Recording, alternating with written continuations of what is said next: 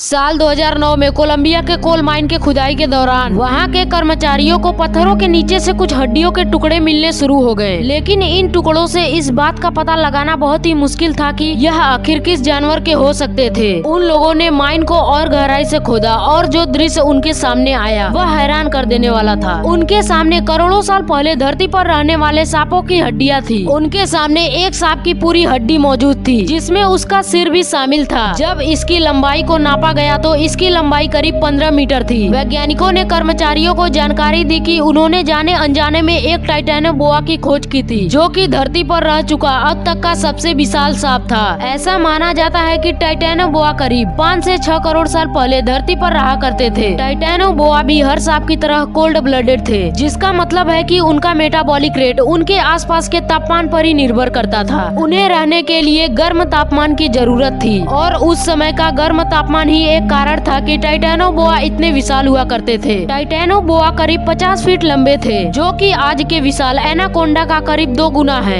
आज के समय का सबसे बड़ा सांप भी टाइटेनोबोआ के सामने बच्चा नजर आता। इतना ही नहीं, इसका वजन 1 टन से भी ज्यादा था। टाइटेनोबोआ की चौड़ाई करीब 3 मीटर थी, यानी कि अगर वो चाहे तो इंसान को तो छोड़िए बल्कि एक हिप्पोपोटामस के बच्चे तक को आसानी से निगल लेता। कहते हैं कि टाइटेनोबोआ देखने में ठीक एनाकोंडा की तरह दिखता, लेकिन साइज में कई गुना ज्यादा विशाल। इतना ही नहीं, उनकी ज्यादातर हरकतें एक एनाकोंडा की तरह होती थी। वे अपना ज्यादातर समय पानी और उसके आसपास की जगहों पर बिताते थे। यही कारण था कि नदियों में रहने वाले बड़े बड़े मगरमच्छ, कछुए और मछलियां ही इनकी भोजन बनती थी। जी हाँ दोस्तों, यह दानव उस समय के मगरमच्छों तक को निगल जाया करते थे। टाइटेनोबोआ में किसी तरह का जहर मौजूद नहीं था। वे अपने दानव जैसी शक्ति के चलते ही बड़े बड़े जानवरों को अपना शिकार बनाया करते थे। वे अपने शरीर को अपने शिकार के शरीर से लपेटकर बहुत भयंकर प्रेशर से दबा दिया करते थे। कुछ ही मिनटों में उस जानवर की जान निकल जाया करती थी। ये प्रेशर करीब एक आदमी को 2 हावड़ा ब्रिज के नीचे आ जाए इतने प्रेशर के बराबर था। लेकिन दोस्तों, सबसे हैरानी वाली बात है कि इतना शक्तिशाली सांप बहुत ही रहस्यमयी तरीके से इस धरती से विलुप्त हो गए। वैज्ञानिक कभी भी ठीक से पता नहीं लगा पाए कि टाइटेनोबोआ कब और कैसे खत्म हो गए। कुछ कहते हैं कि समय के साथ धरती का तापमान धीरे धीरे गिरने लगा और टाइटेनोबोआ खत्म हो गए। कुछ का मानना है कि टाइटेनोबोआ कभी खत्म ही नहीं हुए, बल्कि तापमान के गिरने के साथ वो इवॉल्व हुए और इनका साइज घट गया। हो सकता है कि आज के विशाल एनाकोंडा ही इवॉल्व टाइटेनोबोआ हो। इससे एक डरावनी चीज हमारे सामने उभर के आती है। वैज्ञानिक मानते हैं कि ग्लोबल वार्मिंग के कारण धरती का तापमान फिर से बढ़ने लगा है, तो इस बात की भी संभावना है कि हमें फिर से एक टाइटेनोबोआ धरती पर देखने को मिले। आपको जानकर हैरानी होगी कि लेकिन इतिहास में ऐसी कई मशहूर घटनाएं हैं जहां लोगों ने 50 से 60 फीट तक की सांपों को देखने की दावा किए हैं। सोचिए क्या होगा अगर आज भी टाइटेनोबोआ हमारे बीच मौजूद हो। अगर वह आज भी जिंदा होते तो उनके पाए जाने का संभावना सबसे ज्यादा इक्वेटर के पास होती। ब्राजील, वेनेजुएला और कोलंबिया जैसी जगहों का तापमान ना ही बहुत ज्यादा है और ना ही बहुत कम, जो कि टाइटेनोबोआ जैसे सांप के लिए बहुत ही परफेक्ट जगह है। लेकिन इनसे भी ज्यादा संभावना, यानी कि सबसे ज्यादा संभावना अमेज़न जंगल में हो सकती है। यहाँ की नदियों में रहने वाले मगरमच्छ और कछुए टाइटेनोबोआ को भरपूर मात्रा में भोजन पहुंचा सकते हैं। साथ ही यह जंगल इतना विशाल और घना है कि टाइटेनोबोआ सालों साल यहाँ जिंदा रह सकता है और इंसानों को कभी पता भी नहीं चलेगा। वे धरती पर रहने वाले कई प्रकार के जानवरों को भारी मात्रा में अपना शिकार बना सकता था, जिससे हमारे फूड चेन को गंभीर रूप से चोट पहुँचती। हो सकता था कि मगरमच्छों की कई प्रजातियां हमेशा के लिए खत्म हो जाती। अगर इंसानों की टाइटेनोबोआ से भेंट हो जाती तो सबसे पहले शायद हम उसे जिंदा कैद करने का सोचते। हो सकता है कि इस दौरान कुछ इंसानों को अपनी जान भी गंवानी पड़ती, लेकिन आखिर में हम उसे पकड़ ही लेते। वैज्ञानिक टाइटेनोबोआ को गहराई से पढ़ते। हर एक सांप की तरह टाइटेनोबोआ भी अपनी स्किन सेट किया करते थे, तो इंसान जरूर स्किन की महत्वों को समझने की कोशिश करता। शायद स्किन की मदद से हम गंभीर बीमारियों की दवाइयाँ तैयार कर सकते थे। कुल मिलाकर बात यह है कि भले ही टाइटेनोबोआ कई ज्यादा शक्तिशाली और विशाल था, लेकिन अगर वे आज के समय में जिंदा होते तो इंसानों के लिए उसे पकड़ना या फिर मारना कोई मुश्किल बात नहीं होती। तो दोस्तों, आई होप आपको ये एपिसोड अच्छा लगा हो। तो दोस्तों, ऐसे ही मजेदार वीडियोस के लिए हमारे वीडियो को लाइक कीजिए और ज्यादा से ज्यादा शेयर कीजिए। अगर आप चैनल पे नए हो तो हमारे इस चैनल को सब्सक्राइब भी कर ले, ताकि आपको टाइम टू टाइम इन्फॉर्मेशन मिलती रहे। तो मिलते हैं दोस्तों अब एक और तगड़े एपिसोड में। तब तक के लिए जय हिंद दोस्तों।